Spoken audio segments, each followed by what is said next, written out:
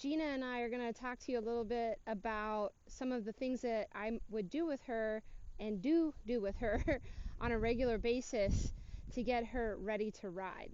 Gina is by nature a fairly tense horse who handles stress by getting her feet busy, right? So she's a mover. She gets worried, not dominant. When she gets worried, she just gets tense. And in order to handle any problem like that, she's going to try to get the heck out of Dodge, okay? So her brain works really quick, and she notices a lot. She notices everything that goes on in the environment. So windy days here at the Double S can be really challenging because the trees are moving, and the grass and the weeds and stuff like that all move with the wind. There's all kinds of distractions: birds, cats, dogs, all manner of wildlife: deer, coyote, fox, all of the things. So it's understandable that she has some concerns about the environment. In order for me to help her relax, I have to help her move in a way that alleviates her tension.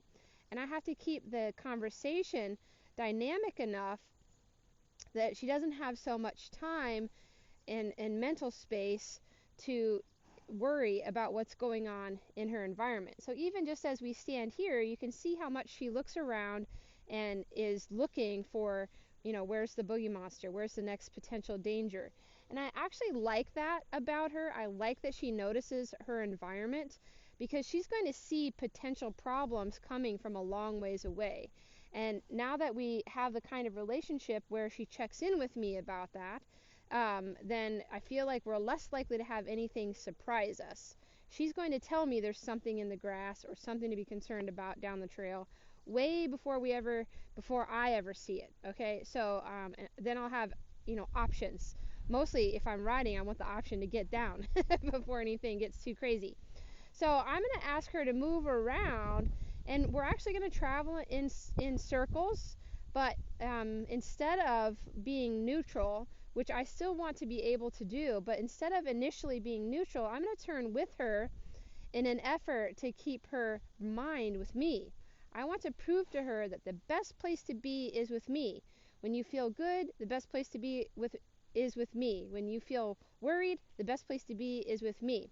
So we're going to move around in these circles, and I'm going to use some various strategies to try to keep her mind keep coming back to me. I don't want her to feel like she's not allowed to look around. I just want her to not get fixated on things that might pop up in the environment. So she can have a look just like that. I'm going to give her a second or two, and if she doesn't come back to me within a couple of moments, then I'm going to do things to bring her back. The more she looks around, the more active I'm going to keep the conversation. If she starts to feel, really solidly connected to me, then I'm going to take a few things off of her plate in an effort to sort of let her know that that's on the right track. Okay? So we'll just head in a direction. She generally has more trouble going to that side of the arena than this side, so I'd like to start with us feeling a little bit successful. There, good. So I asked her to go, and her mind went away from me, but I just put a tiny bit of feel on the halter there. Good. And her ear comes back to me. She licks and chews. A lick and a chew just tells us that we have access to the parasympathetic, all right? In order for my horse to learn partnership behavior, she has to have access to the parasympathetic. She learns stuff when she's defensive, right? She learns how to act like a prey animal and get good at it. Notice how I don't stand in one place. This is how I want her to have a chance to look around in the warm-up, right? If when I put a feel on the halter, if her ear didn't at least flick to me, I might just put a little like boop, like hey, just be a little harder to ignore. That's it. That's it. Now, as she travels around me here, the bigger the circle is, the more likely she'll get a little lost and feel nervous. So when I feel her starting to speed up, I'll spiral her in closer to me. That's it. Super. And when she starts to lower her neck and show me signs of relaxation, then I'll let the rope out and give her a chance to enjoy a little bit bigger circle.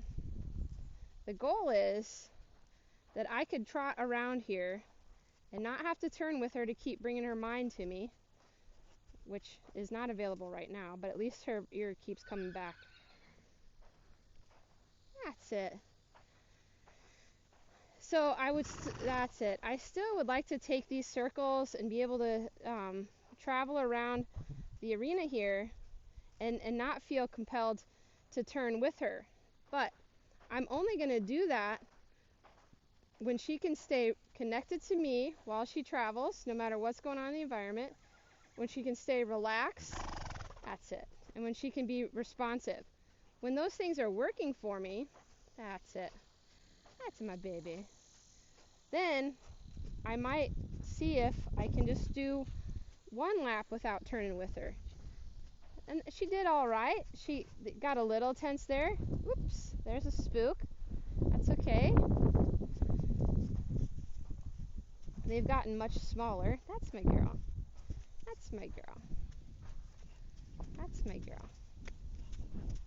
That's it.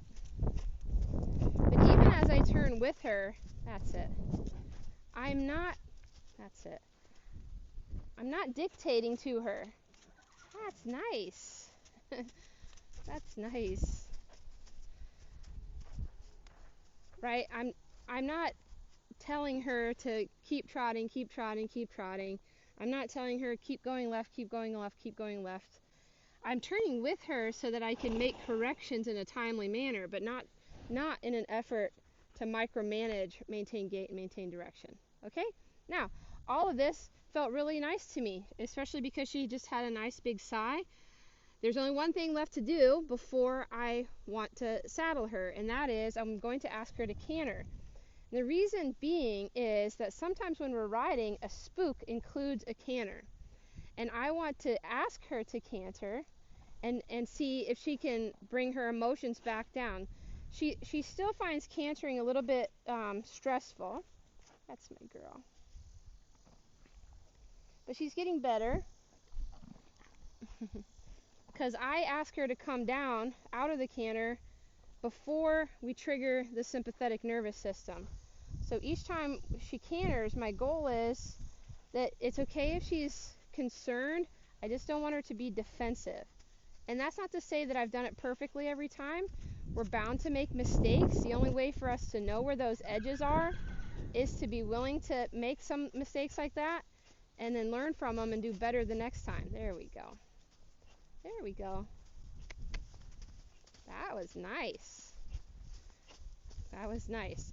So it was only a couple of strides of canter, so I'm going to ask a little bit more, but I was really pleased with the responsiveness. When I double clucked, she picked up the canter immediately and immediately thought back to me, right? So I don't want her thinking that any part of that was wrong. I would love to see her be able to canter for longer and longer periods of time, but if I think about it from a confidence perspective, the retreat will help add strides.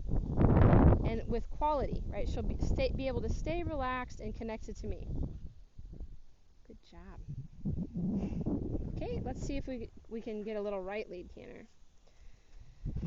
When she first came to me, she was so worried about cantering on request that she crossfired both directions. I could not get her to canter united. Nice. That's what I'm talking about. Good. Okay, so all of that allows us to experience the entire space that we're going to have our ride in, or that we potentially could have the ride in, and allows me to see how she feels about the environment and whether or not I'd want to ride her for that. And for the most part, the answer is yes. At the walk, for sure, I would ride that. At the trot, we're getting a little more iffy, so I probably will keep the trot only at the end of the arena where she feels most confident, and for sure not ready to canter yet. That's not a canter. I'm ready to help from on top of her.